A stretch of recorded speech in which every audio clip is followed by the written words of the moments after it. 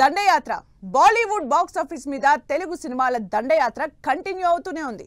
Release అవ్వడమే late రికార్డుల మీద రికార్డులు క్రియేట్ చేస్తూ బాలీవుడ్ పేరు మీదున్న రికార్డులన్నీ తుడిచిపెట్టేస్తున్నాయి తెలుగు సినిమాలు.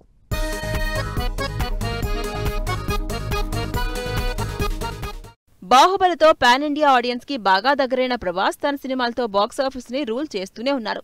ప్రభాస్ నాగశ్విన్ తో చేసిన సైంటిఫిక్ యాక్షన్ మూవీ కల్కి సినిమా కూడా దాదాపు 646 కోట్ల కలెక్షన్లు సాధించింది.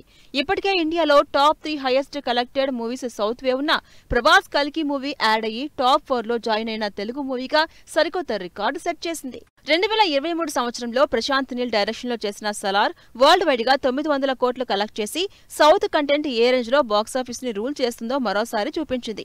ఈ సినిమా ఓన్లీ హిందీలో 180 కోట్లు రాబట్టింది.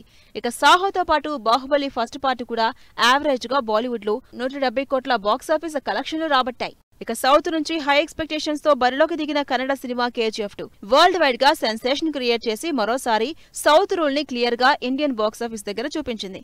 2023లో రిలీజ్ అయిన KGF2 1230 కోట్ల కలెక్షన్స్ తో మరోసారి సౌత్ సత్తా చూపించింది.